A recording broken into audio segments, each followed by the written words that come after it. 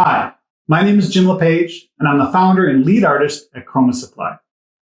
At Chroma Supply, we specialize in creating unique, handmade resources for designers and creatives. We have over 130 products on our site at chromasupply.com. And right now, I'm in my paint studio, and whether it's acrylic paint, oil paint, alcohol ink, resin, or other mediums, the majority of our products get their start right here. And today I'd like to talk to you about two products in particular, both of which are available on the Affinity store.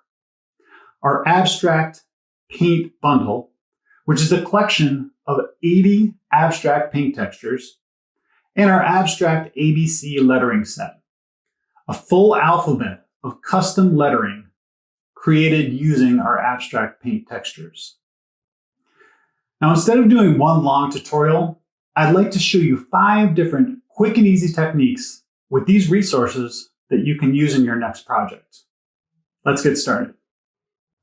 So this is a technique I call Chroma Blur. And to begin with, I'm using a photo from Unsplash by Gabriel Silverio.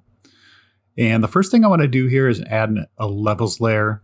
And this just helps me get the darks, the shadows a little bit darker, the lights a little bit lighter, which will help with the technique later on.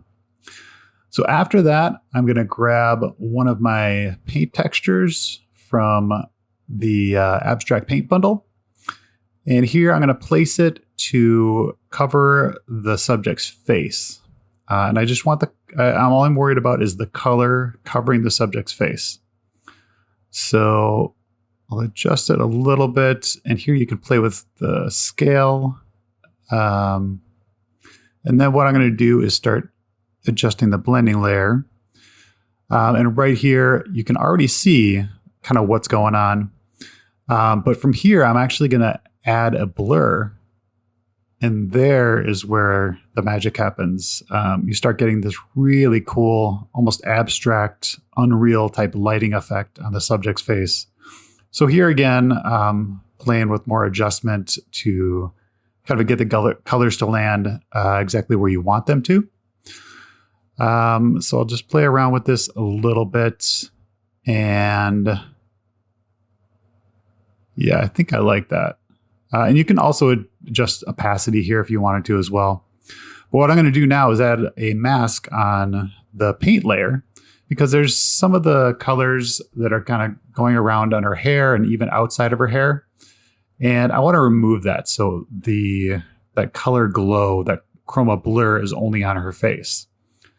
So I'm just going to use a brush and brush out all that area, all the area on the hair and around on the outside of the background there.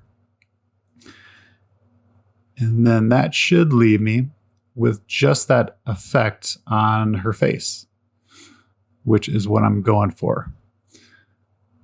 And so there's different levels of difficulty to this.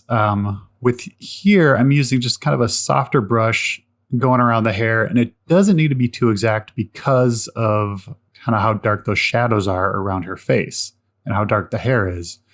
If it was more of a crisp, kind of contrasty line there, then you need a little bit more detailed masking job here. And we can look at an example of that later as well. But for something like this, a portrait in black and white with kind of high contrast works really well.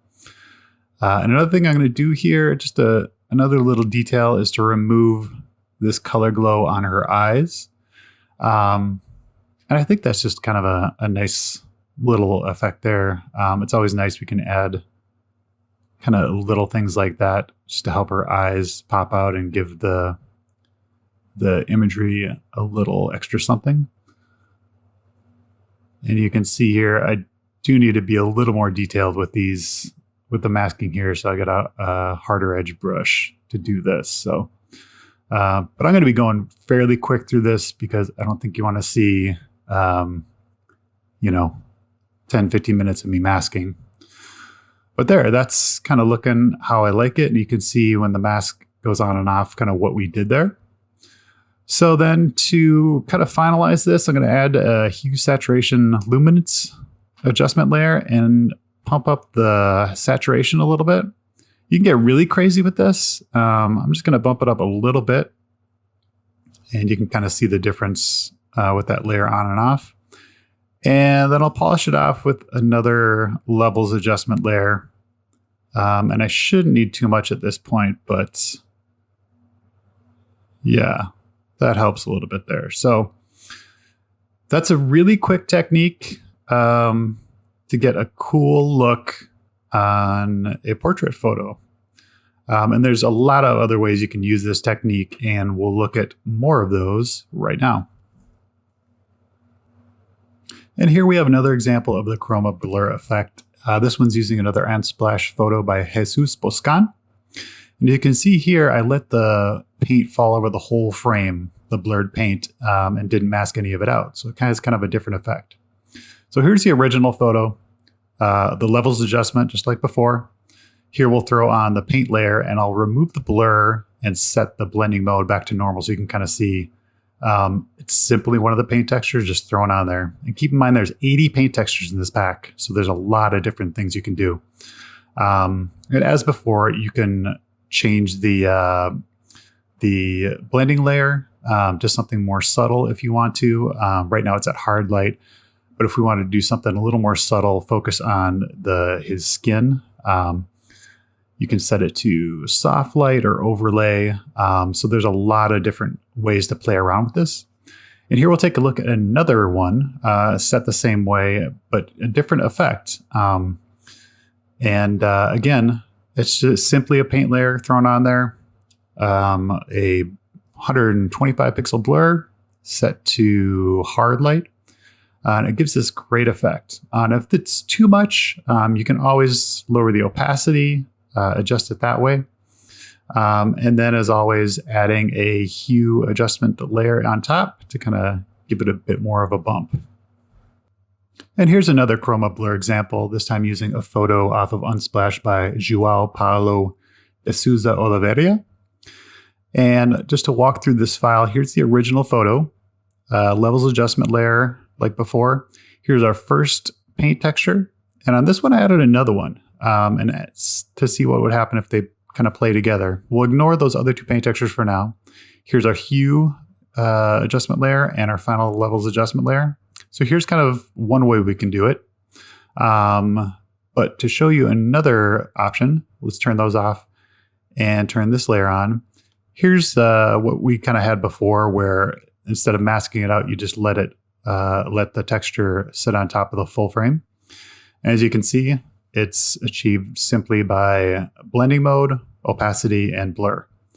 So when we take all that off, you can see it's just the paint texture. So let's turn that off and show one other example on this same photo. And here's one where I used a paint texture and did not use a blur. So this is only blending mode and opacity. So this literally, dropping this on there and setting it took maybe 15 seconds. And I cut out the eyes too, to kind of give it that effect. But just 3 quick ways on the same image to use this effect. So here's another example of the chroma blur effect. This one uses a photo from Unsplash by Vino Lee. As you can see here, it's kind of reversed. So instead of applying it to the person, it's applied to the background. So here you have the original photo. First throw on a black and white adjustment layer, then levels adjustment, get those darks a little darker, and then throw on the paint texture. And as you can see, I masked out the person there, so it applied to everything except for her. And if I take off the blur, set the blending mode back to normal, as you can see, it's a simple paint texture. So let's set that blending mode back to overlay and the Gaussian blurred at 200. And the blending mode and the blur amount is completely up to you and can depend on whatever imagery you're using. Polish it off with a saturation bump and a levels adjustment, and there you go. Now, it doesn't always have to be a person that you use this effect on. Here we have an image of a rose from Cristiani Teston from Unsplash. And if we walk through the file, you can see we use the levels adjustment layer. Then I use 3 different paint textures using the Gaussian blur and blending modes to combine them together to get kind of a cool effect. And then after that, adding a levels adjustment layer on the top, and the saturation looks good, so I didn't bump that up on this one. And here's an example of the chroma blur effect on a lighter colored background. This is an image by Vladimir Yelizarov from Unsplash. So here's the original photo, and I added a black and white adjustment layer. And then on this one, I used 2 different paint textures to get the effect that I wanted. And I also did need to use a mask and do some detailed masking to make sure the effect only applied to the model's skin. And to top it off, a saturation boost, and that's it. Now I'd like to show you an effect I call Chroma Geo. And this is a way to create a really cool symmetric geometric abstract design using the paint textures. And we're going to make this into an album cover. So starting with a black background, I'm going to bring in one of my paint textures, scale it down, and I'm going to go maybe a little larger than like a quarter of the canvas, and then set the blending mode to lighter color, which is important. Then we're going to duplicate that layer, go to transform and flip horizontal. And here you see what we're kind of going for. You get this really cool kind of geometric, symmetrical look. But what I'm going to do is duplicate both of these layers, then take those duplications and flip those vertical. So now we've kind of doubled the effect in a way. And at this point, it's just time to play around. Trust me, you can get lost in kind of shifting things around and seeing the different shapes that come up. And at this point, you can choose kind of the 2 left or the 2 right and drag those around to get different looks. You can choose the top and the 2 top or the 2 bottom, shift those around. And honestly, you can get so many different looks at this point. So I'm just going to kind of mess around with these a little bit till I find something I like here. And not only can you shift kind of pairs of these, but you can grab them all and rotate it. There's really a lot you can do here. I'm kind of liking this. I kind of like the little splatters of orange that are kind of sticking out like that. So I'll go for something like this. And I'm just going to grab the text tool and quickly we'll type in my favorite band in the world, Radiohead. And I think we'll make this alternate cover for their album Kid A, which I believe just hit their 20th anniversary of releasing that. So we matched the color of the Radiohead name to a color in the design for consistency. And I think I'll do the same thing with Kid A. First, I'll center these guys, get them locked up, and then let's match that to, I think maybe that bluish, purplish color there. Yeah, that looks good. So this is a super fast way to create a cool looking album cover. It works great for printed albums, but also great for digital singles, stuff like that. And one other little tweak we can make here too is the design itself doesn't have to be kind of centered like that. Like we can get some really cool looks scaling it up and bleeding it off the frame there too. So if we bring that down so it kind of drops off the sides and the bottom, we can bring the text up top. Another kind of cool look. But honestly, this is something where you can just keep tweaking and just have so much fun creating. So I kind of like the look of having it all be on the same thing there. So I'm just going to jump over to another file and show you a few other ones I've done with different paint pieces. So here's one. And I'll jump in here and just kind of shift things around so we can see again how many different type of looks you can get. I think maybe we'll rotate this one, and then you got a cool, I don't know, it's kind of like a alien crab sort of look or something. Here's another one using a different paint texture. And here's another one. So there's 80 textures total. You can do a lot with this technique. even using two textures together. So have fun with it.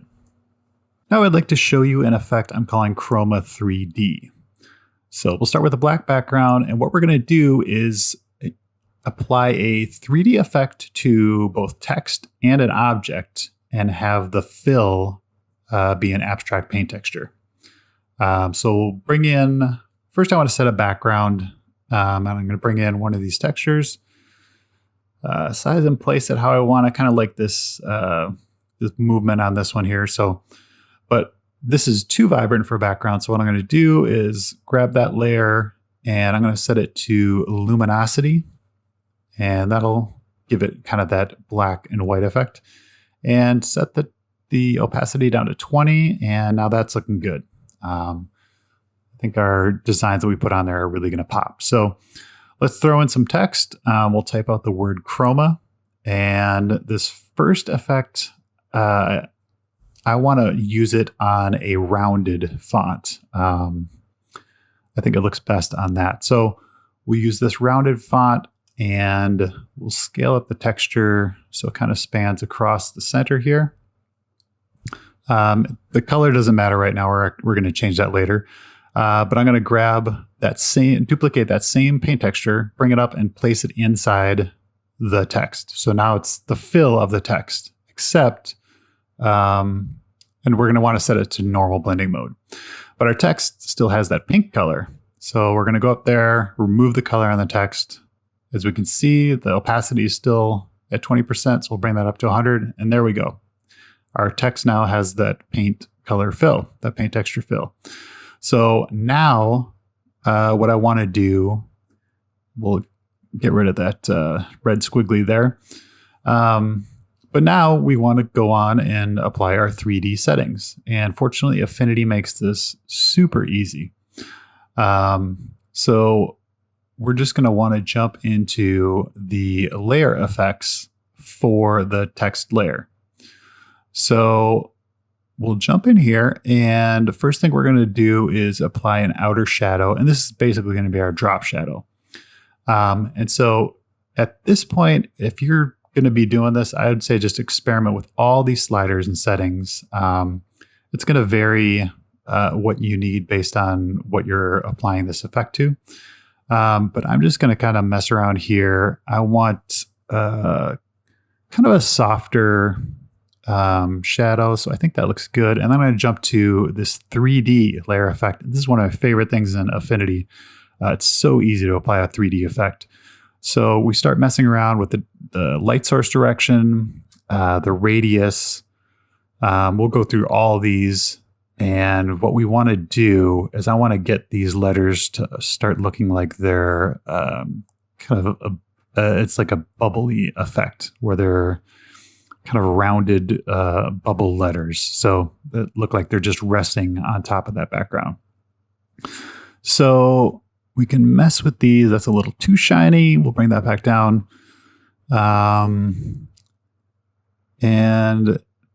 the ambient, there's just so many great settings in this 3D layer effect. I love it so much. In fact, it's hard to stop messing around with them. Always my downfall. So that looks good for now. And we'll jump over to the inner shadow. And this is just adds a little extra shading to the letters to help give it an even more realistic look, 3D look of resting on top of that background. And let's see, that's not looking quite right yet. And you might have to mess with these settings a little bit to get it exactly how you want it. But let's see here.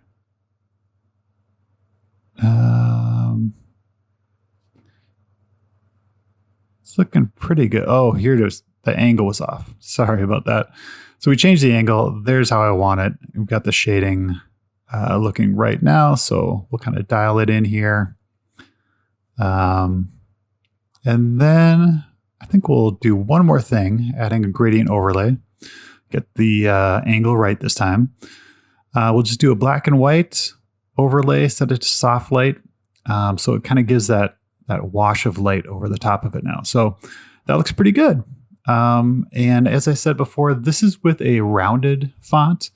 So I think the type of layer effect settings we have for this works good for a rounded font. And I do want to mention that this is all live still. You can go in, move that texture around if you want to, find a better fill for the letters. All the layer effects are still live. So this is all still editable. So that's pretty cool. And yeah, so I'm going to duplicate this and we're going to change the font to something more standard with sharper corners. And immediately you can see it. The settings we had doesn't work as well with this. So what I want to do is change this. So instead of kind of having a bubbly top of the letters, it's going to feel like those letters are flat at the top. So I'm going to give it a sharper angle to make it look a little kind of stronger and less bubbly. So this is just a way to show that you can adjust these 3D settings for whatever font you have, whatever object you're using. There's a lot of flexibility here with the way, especially with the way Affinity has these set up. So I'm going to go through this outer shadow, inner shadow, tweak these a little bit, maybe jump into the 3D as well. But yeah, I kind of want this to look kind of beefier, bulkier. So yeah, I like that. So 2 ways you can kind of use that on fonts. The next thing I want to show you is how to apply it to an object in a simple way. So we'll bring in this donut object and get that centered. And I'm going to grab that same paint texture, bring it up and duplicate it and dump it in the donut. So we got that as our fill for the donut. And I'm going to copy the type layer and then paste the style onto the donut. So now you see that same 3D effect we had on the previous text is there. But I want the more roundy 3D text. So I'm going to do the same thing from our initial bubbly type layer and apply that there. And that looks a little better. But as you can see, our donut is thicker than those letters. So there's a little bit of a flat top there. And I want this to be fully rounded. I want it to, be like a ring, a fully rounded ring. So I'm going to need to go in and adjust these settings a little bit to get that more rounded kind of full donut effect. And here, I'm going to actually go above. That's an important thing to know. If you're at 100 pixels there and the slider was all the way across, you can still type in a larger number. And as you can see, that's what I had to do here to get the fully rounded look. So we'll play with the specular and some of the 3D settings again. But really, you can use this on anything. We used it kind of on some simple text, simple objects. You can bring a logo in there, apply it to that. Really, the applications are limitless. So a couple cool ways to use that. Would love to see other ways that you think of to use it as well. So now I'd like to take a look at using some of the letters in our abstract ABC to create an illusion of depth and 3D. So to start out, I'm going to make a black background. And I'll lock that so I don't accidentally grab it later. And then I'm just going to use the letters ABC here. And what I'm going to want to do is kind of layer them up, resize them a little bit here. So right now I'll scale them down because these are nice and high resolution. But I'm going to scale them down here and start to separate them out and layer them up. And for this, I actually want the A on top and then the B and then the C. So I'll organize the layers like that. And then I'm just going to scale them up a little bit, push them around until I like the composition I have.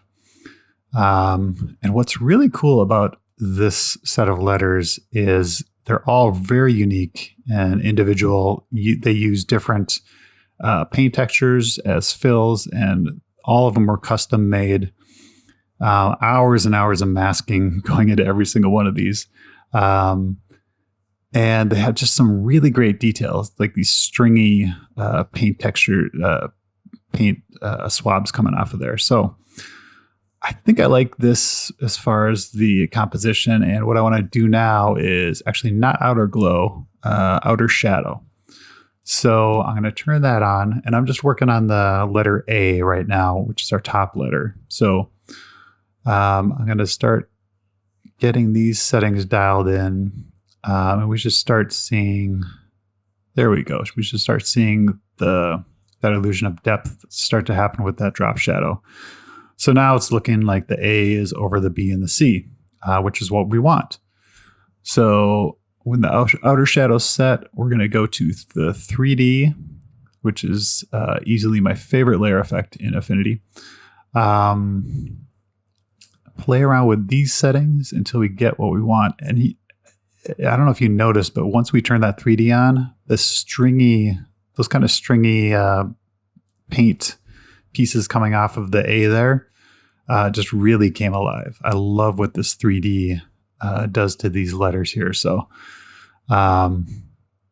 keep working on dialing this in. And now let's change the direction here. There we go. Yeah, I kind of like how that's looking. That looks good. So let's take a closer look at these. When we put that 3D on there, it just makes those pieces of paint come alive. So I love that. So let's zoom back out. I think I like how that A is looking. So again, let's copy on the A layer. We'll grab the B layer, go over to edit, and we're just going to copy or paste the style, So that B now has the exact same settings as the A. Same thing with the C. And very quickly, we got a really cool kind of layered look here. And again, we got letters A through Z. So you can do a lot with this. So now I'd like to walk through an effect where we can change the color on our abstract ABC set. So let's start out with a black background and lock that so we don't accidentally move that later on. I'm going to grab the letters to spell out chroma for this. So I got these on there, and I'm going to scale them down and arrange them across the middle here. And you may be wondering why change the colors on these abstract ABC sets.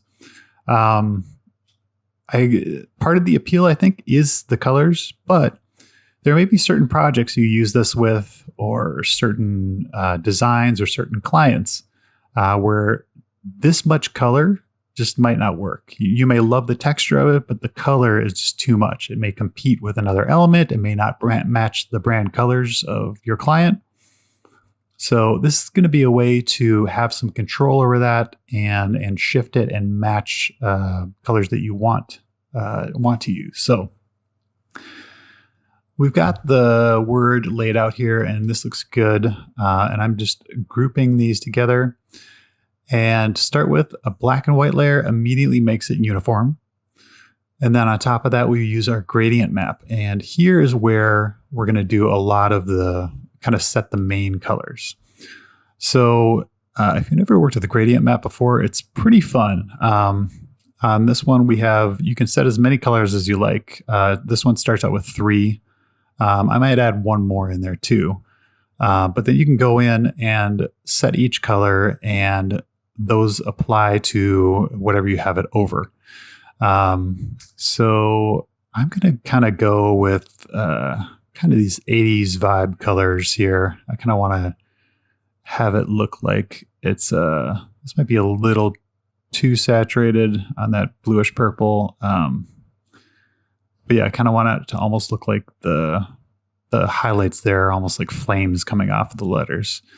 So I'm using 4 colors here. You can use 2, 3, however many you need to, but I think that's pretty close to how I want it. And I like these yellowish, orangish highlights there, but I'd love to see those a little bit more. So here's where you can go back into your black and white adjustment layer and tweak each of these color channels a little bit to fine tune kind of where those colors show up and how intensely they do.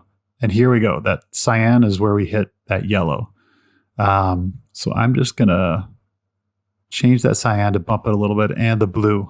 The cyan and the blue are kind of where we wanted to be with this. So tweaking those a little bit, and that's kind of how I want it here. So lots of stuff you can do with this. Lots of ways to use it to match client colors, project colors, or whatever you need.